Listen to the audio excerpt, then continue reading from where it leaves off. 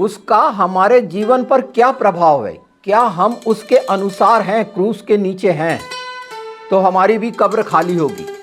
तो आज उन बातों को जो आप जानने और सुनने जा रहे हैं, क्रूस की बहुमूल्यता और महत्व हमारी आत्मा के लिए, हमारे जीवन के लिए सर्वप्रथम स्थान देने लायक होगा या नहीं, ये आप निश्चित करेंगे।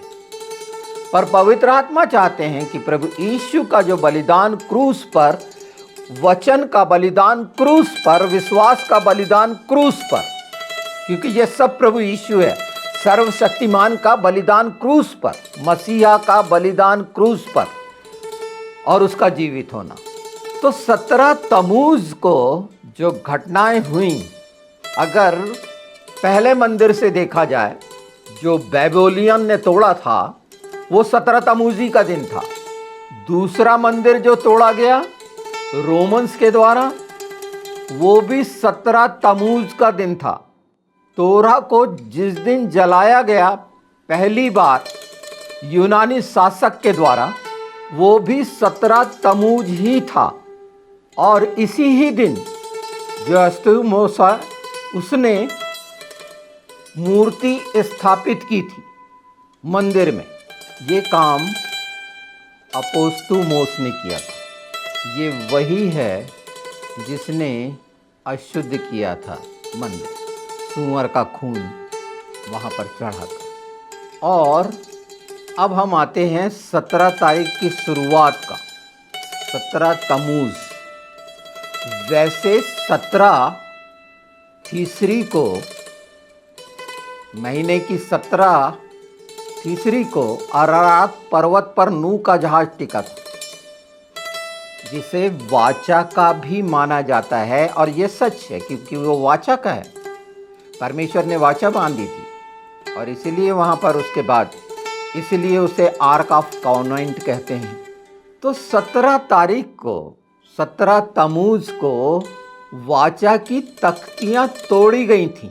ये निर्गमन 32 से 34 अगर आप देखेंगे तो ये पूरी वो बातें जो मनुष्य के द्वारा शैतान के हाथ में शरीर की लालसा और अभिलाषा के कारण बनी, उसको दिखाता है। आज मसीहों में क्या है, मैं जो बता रहा हूँ कि क्रूस सेंटर में होना चाहिए, उसका मतलब है कि मंदिर बचा रहेगा, जिसे पवित्र आत्मा का मंदिर बोलते हैं, परमेश्वर का भवन बोलते हैं। हम मसीह लोग यही बोलते हैं ना। अगर क्रूस जीवन में नहीं है तो मंदिर भी नहीं है, तो वो हमेशा का आग की झील है, वो बहुत बड़ी कब्र है, वहां से कोई नहीं निकल सकता। जैसे अथाह गड्ढे से कोई नहीं निकल सकता जिसकी था ही नहीं है, ऐसे जो परमेश्वर की आज्ञा नहीं मानने वाले दूध भी डाल दिए गए। पर हम मनुष्यों के लिए 17 तमूज को क्यों तोड़ी गई? कि नीचे सोने का बछड़ा बना लिए। हमारे जीवन से प्रभु यीशु की वाचा की, वचन की तख्तियां कब टूटती हैं? जब बछड़े, इसी तरह के लोभ लालच के बछड़े हमारे जीवनों में कूदते रहते हैं, सांसारिक और शरीर की लालसा से भरा हुआ। तो सोच लीजिए कि वो वाचा की तख्ती आपने तोड़ दी, वो वाचाएं टूट गईं। यहूदी लोग आज के दिन जो 17 तमूज है, आज के दिन से 3 दिन का 3 सप्ताह का उपवास शुरू करेंगे। कोई भी आनंद, खुशियाँ, शादी ब्याह, ये सब बंद हो जाएगा। क्यों बंद हो जाएगा? ये शादी ब्याह क्यों? ये शादी ब्याह साधारण बात है क्या?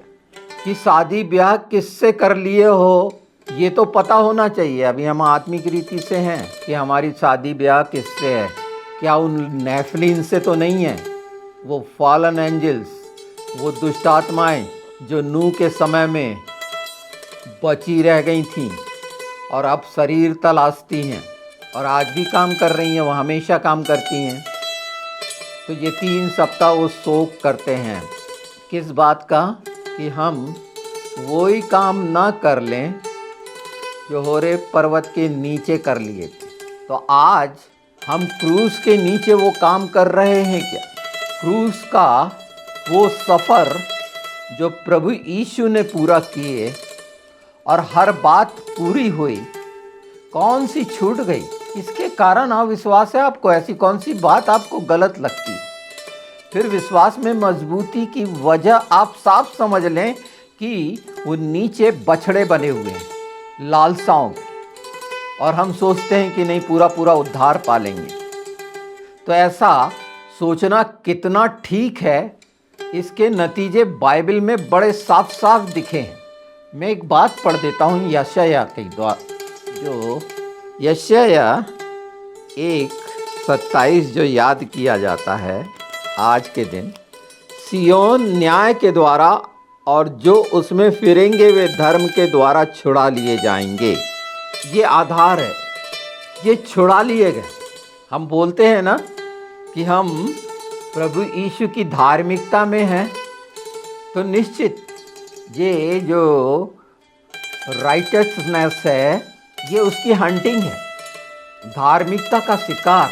इसलिए हम धार्मिकता में हैं, न्याय के द्वारा। ये जो धर्म के द्वारा छुड़ा लिए जाएंगे, न्याय के द्वारा, धर्म के द्वारा, न्याय के द्वारा। और उसमें हम छुड़ा लिए गए, बचा लिए गए शिकारी से, वो दुष्ट से। जब हम ये देख रहे और सीख रहे और जान रहे और समझने की कोशिश कर रहे हैं, और मैं बताना चाह रहा हूँ कि अगर ये हम अपने जीवन में धारण कर लें, ये उस गहने को धारण कर लें, तो कितना भला होगा। देखिए निर्गमन 34 उसका 10, उसने कहा, सुन मैं एक वाचा बांधता हूँ, तेरे सब लोगों के सामने मैं ऐसे आश्चर्य कर्म करूँगा जो पृथ्वी पर और सब जातियों में कभी नहीं हुए, और वे सारे लोग जिनके बीच तू रहता है यहोवा के कार्य को देखेंगे, क्योंकि जो मैं तुम लोगों के लिए करने पर हूँ वह भयंकर काम है। और इसीलिए वो बोलते हैं परमेश्वर कि जो मैं आज आज्ञा देता हूँ उसे तुम मानना। आज हमारे लिए जो आज्ञा है वो क्रूस का निशान बिल्कुल पहनिए, पर वास्तव में उस क्रूस का महत्व। यहाँ पर एक बात और आई, क्योंकि महत्व ये निश्चित आपको करना है कि आप उसकी क्या बहुमूल्यता, ये वचन है, पर सेंटर में अगर आपके क्रूस नहीं है, इन सब घटनाओं को जानने के बावजूद, तो फिर आप अपनी स्थिति का आकलन कर लीजिए कि सचमुच में तो वो मंदिर टूटेंगे, पत्थर पर पत्थर बाकी नहीं रहेगा, कुछ भी बाकी नहीं रहेगा, लूट लिया जाएगा दुष्ट के द्वारा। क्या यह इस स्थिति में तो नहीं है? कब्र का खाली होना इस बात को दिखाता है हमारे लिए सबसे बड़ी आशा, और वहीं से शुरू है कि जैसे वो बचा और कब्र खाली है, मैं तुम्हें कब्र में नहीं रहने दूंगा। ऐसा किसी में है क्षमता इस बात की, इस ऊंचाइयों तक समझने की, उस सच्चाइयों की? अगर थोड़ा सा देखें, उसके आगे बढ़ें, तो एक चीज़ और भी समझ लेंगे। निर्गमन 34:14, क्योंकि तुम्हें किसी दूसरे को ईश्वर करके दंडवत करने की आज्ञा नहीं, क्योंकि यहोवा जिसका नाम ज्वलनशील है वह जल उठने वाला परमेश्वर है। क्या है मतलब यहाँ पर? ये ज्वलनशील जल उठने वाला परमेश्वर, इसके लिए काना शब्द इस्तेमाल हुआ है हिब्रू में, और काना में पहला आश्चर्य कर्म प्रभु यीशु ने पानी को दाखरस बनाया था, पानी को दाखरस बनाए थे, और एक शब्द बोले थे। जब मरियम प्रभु यीशु की माता बोलने गई, तो प्रभु यीशु ने बोल दिए कि अभी मेरा समय नहीं आया है। मैं पढ़ देता हूँ लूका यूहन्ना 2, देखिए, हाँ, यूहन्ना 2 पहले ही पद से। फिर तीसरे दिन गलील के काना में किसी का विवाह था और यीशु की माता भी वहाँ थी। यीशु और उसके चेले भी उस विवाह में निमंत्रित थे। जब दाखरस घट गया तो यीशु की माता ने उससे कहा, ये बहुत ध्यान से सुनिए, उनके पास दाखरस नहीं रहा। यीशु ने उससे कहा, हे महिला, हे नारी, मुझे तुझसे क्या काम? अभी मेरा समय नहीं आया है। मैं किसी मनुष्य के अनुसार नहीं करूँगा। अगर कोई सोचता है कि उसके मनमानी के अनुसार हो जाएगा तो हर चीज़ का, तो यहाँ पर जो आत्मिक रीति से है, सांसारिक रीति से सोचने वाले, उनके मंदिर गिर जाएंगे जो बने ही हुए हैं लोभ लालच के। उनके मंदिर लोभ लालच के हैं, अलग अलग हैं, डाकुओं की खो हैं, वो गिरेंगी ही और नाश हो जाएंगी। तो कुछ लोगों को नाश होने के लिए ही रखा गया है।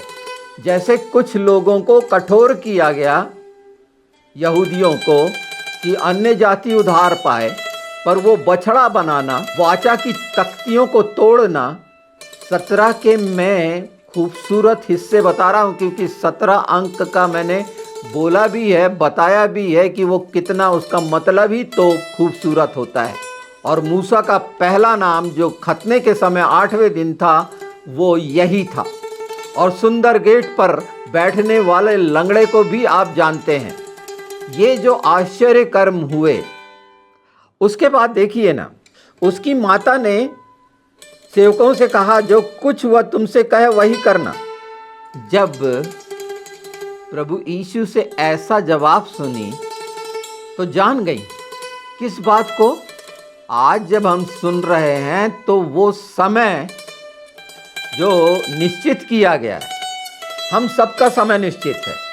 हम सब बहुत सारी बातें भली भली वाली बिल्कुल उसके लिए रहना चाहिए, पर अगर कब्र पे ध्यान नहीं है, क्रूस पे ध्यान नहीं है, मंदिर पे ध्यान नहीं है, और ये सिर्फ कहने के, वो गारा ईंट के बने हुए, मट्टी के बने हुए उन मंदिरों पर ध्यान है, तो क्यों है? क्योंकि तख्तियाँ टूटी हुई हैं, बछड़ों का चक्कर जीवन में है और कब्र की चिंता नहीं है। मतलब अंधापन, बहरापन, इस सब के बावजूद भी मनुष्य, सोचिए, ये मसीहों को मिला है, विश्वासी को मिला है, और विश्वास कहाँ रहा? यीशु ने यही तो बोले, तुम्हारा विश्वास कहाँ रहा? तो मेरा विश्वास तो मेरे सामने है, मेरे जीवन में है, मेरे साथ है, और वो यीशु है। यीशु के अतिरिक्त कोई विश्वास नहीं, यीशु के अतिरिक्त कोई संसार नहीं, यीशु के अतिरिक्त कोई भी चीज अस्तित्व नहीं है। संपूर्ण ईश्वरत्व की छाप है प्रभु यीशु। बाकी जितने आए हैं वो सब चोर और डाकू जो मर गए और मट्टी में मिल गए, जिनका अस्तित्व नहीं है। ये सब कुछ, हर चीज आखिरी में ढा दी जाएगी। अभी भी अपने जीवन में हम क्रूस को बीच में नहीं देखते हैं। इन सच्चाइयों के बावजूद भी जो प्रभु यीशु के 4000 साल पहले साफ साफ बता दी गई और दिख रही है, और आज भी वंचित है यहूदी मंदिर से, रोते हैं। वो टीयर्स वाल, जिसे कोटेल बोलते हैं, उसके सामने हागा करते रहते हैं, हिलकर रोते रहते हैं, आंसू बहाते रहते हैं, और अब याद करते हैं कि हमने क्या किया। तो हमने क्या किया? उस पवित्र लहू को क्या रौंद रहे हैं? झूठ और चालाकी में शैतान के साथ प्रभु यीशु को, पवित्र आत्मा को धोखा दे रहे हैं। अपनी कब्रों को सजा रहे हैं क्या? ये कब्रों को सजाना है, जबकि कब्र को खाली रहना चाहिए, क्योंकि क्रूस सेंटर में नहीं है। क्रूस के महत्व को, क्रूस को भुला दिया गया है, और नाना प्रकार के चमत्कार और आश्चर्य कर्म के पीछे भाग रहे, दौड़ रहे हैं, वचन खूब रट के याद कर रहे हैं, पर क्रूस जिसके कारण वचन है वो जीवन से निकल गया है, वो बलिदान हट गया है, वो दर्द, दुख और आंसू मनुष्य के अंदर है ही नहीं। लज्जा का वो उफान जो समुद्र में है, वो समुद्र में छिपी हुई चट्टान क्यों बने? दूसरों को बोलते हैं, शिक्षाओं को बोलते हैं, और शैतान के साथ छिप छिप कर कौन सा उफान निकाल रहे हैं। यहूदा पढ़ना, पूरा एक ही अध्याय है, पढ़ लेना। पर क्रूस अगर सेंटर में नहीं है, भूल जाओ। खूब कब्रें सजा लो अपनी, लालसाओं को पूरा करना, कब्रें सजाना है। शरीर को सजाने से कुछ नहीं होगा, और क्रूस के बिना कुछ नहीं।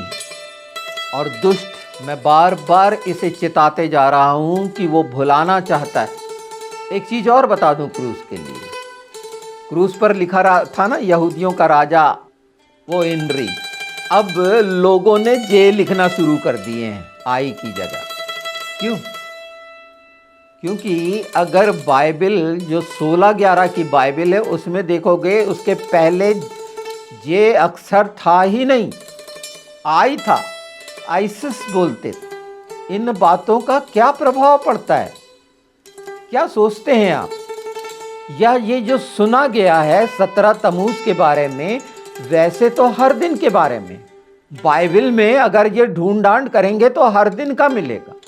मुझे 17 का मिला, मैं 17 का बता रहा हूं क्योंकि 17 की गवाही मेरे जीवन की सच्ची गवाहियां हैं। और उनका, क्योंकि मुझे तो हर अध्याय के हर 17वें पद पर ध्यान देना है, और वो अनुग्रह किया हुआ वचन देधारी है मेरे लिए, विश्वास करने वालों के लिए।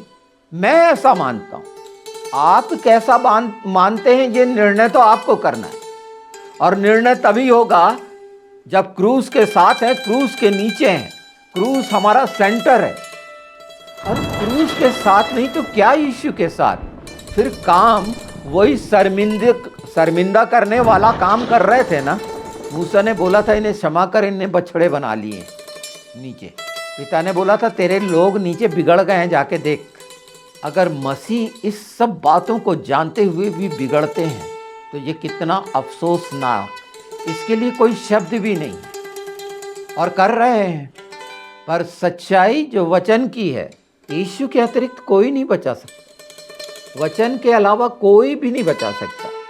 और अगर उसके साथ विश्वासघात कर रहे हैं यहूदा जैसे, तो अतड़ियां फट के जमीन पे आ जाएंगी, सामने सब दिखने लगेगा कि कौन सी भूख प्यास थी। यही बात तो दिख रही थी, और कोई बात छिपी नहीं रहेगी, प्रकाश में आएगी। अगर फुसफुसा के भी करे हो, किसी अंधेरी कोठरी में करे हो, तो बहुत ऊपर से किसी के द्वारा बता दिया जाएगा। क्रूस के साथ हैं तो अंधेरा खत्म हो जाएगा, क्रूस के साथ हैं तो रोग खत्म हो जाएंगे। और इसीलिए क्रूस की कथा किनकी नाश होने के लिए है और किसको जीवन देने के लिए। ये वो सच्ची कथा जो 2000 साल पहले घटी, पर ये तो आदि से घट गई थी ना।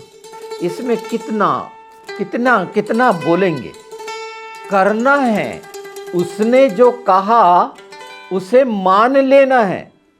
अभी जितने भी वीडियो के सेशन होने हैं, रिकॉर्डिंग हो रही है, कहना मानना, जो माना, जिसने मान लिया कहने को, मनुष्य की सुनना ये कहानी, ये रिसर्च और दुनिया भर की अच्छी हो सकती है, ठीक है, तो घमंड तो क्रूस पर करना है। कहानियों से उद्धार नहीं होगा। जिसके जीवन में क्रूस है उसके लिए सब बातें आसान है, स्वर्गीय स्थानों की। कहीं फिर ढूंढने नहीं जाना है आनंद, खुशियां, शांति, इसकी प्रार्थना की जरूरत ही नहीं है। जब आप ये बोलते हैं तो आप खुद गवाह होते हैं कि आप किसके साथ हैं।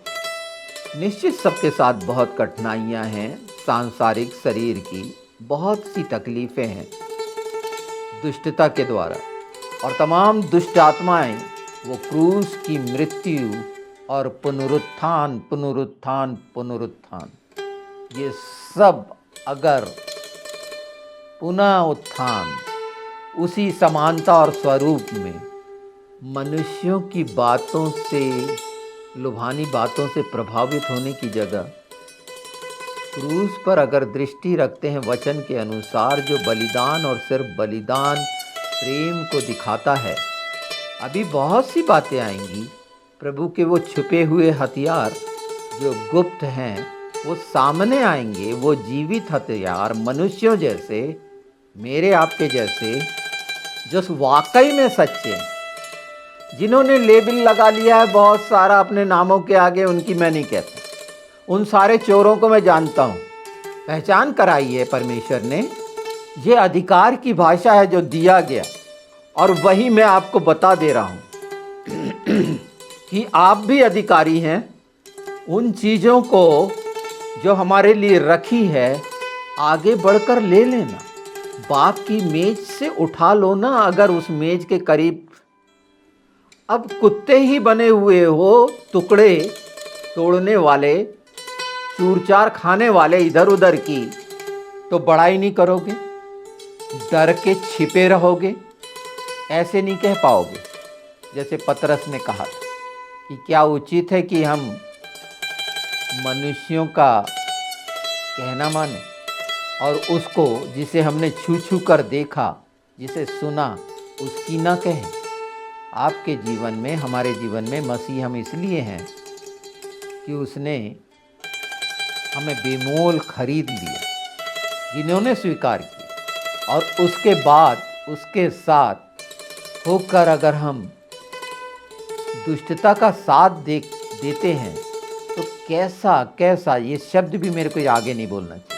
आज भी क्रूस आपको पूरा पश्चाताप करवाएगा, क्योंकि वो प्रायश्चित का मार्ग है। और सिर्फ मार्ग सत्य, जो सच्चाई मैं आपको बता रहा था, सिर्फ 17 की बताई है।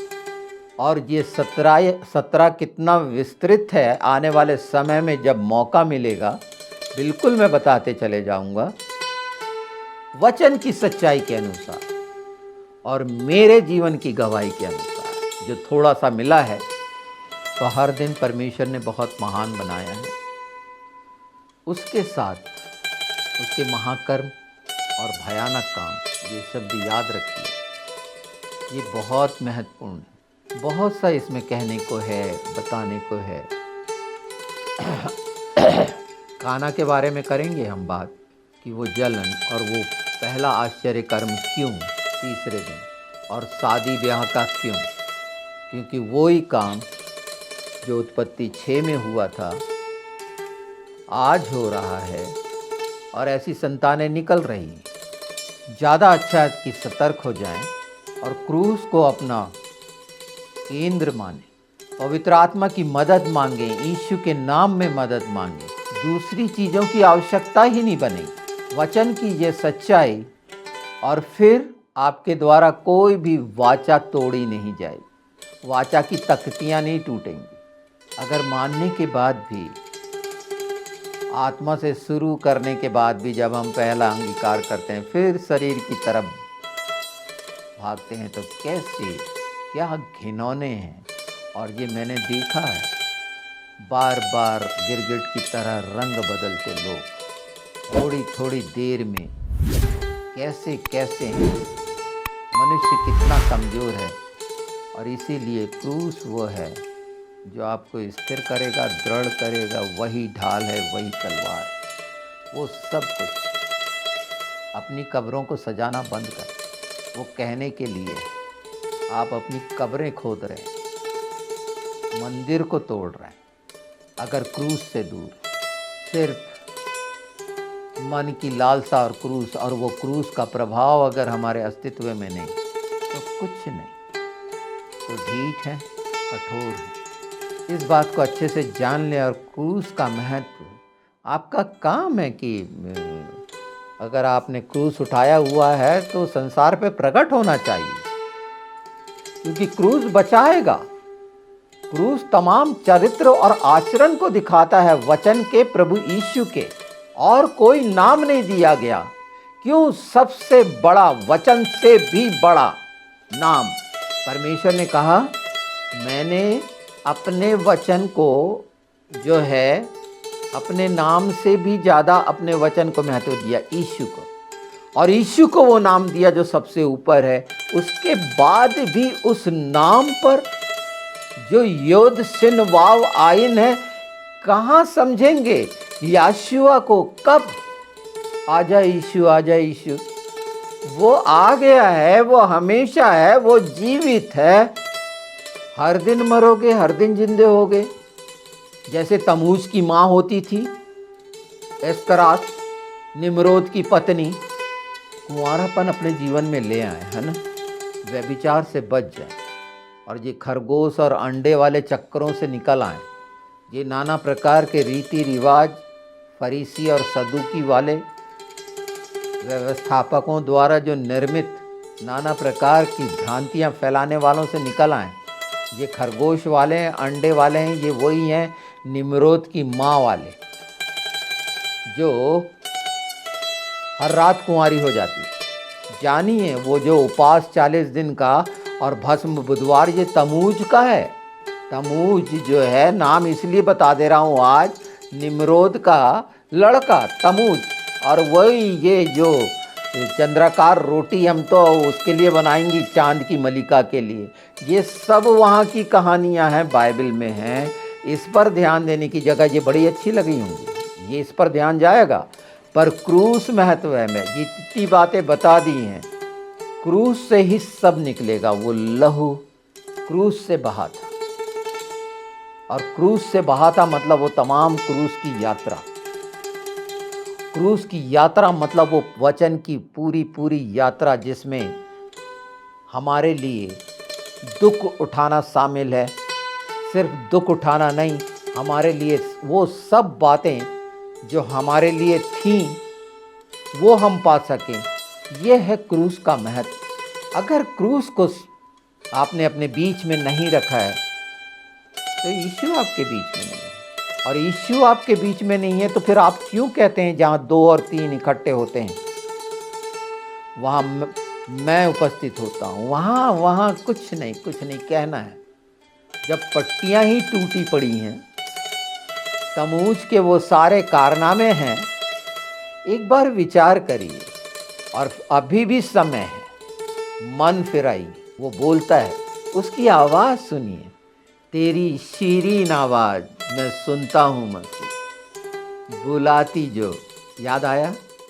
तेरी शीरीन आवाज़ मैं सुनता हूँ खुदा, बुलाती पास उस चश्मे के जो बहता क्रूस से खास। आता हूँ मसीह, आता तेरे पास, धो के साफ कर लहू से जो बहता क्रूस से खा।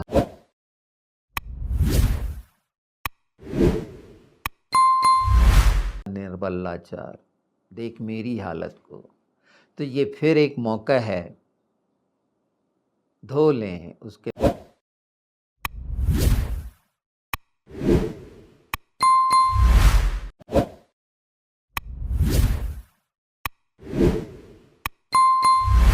तो सजाना बंद करें।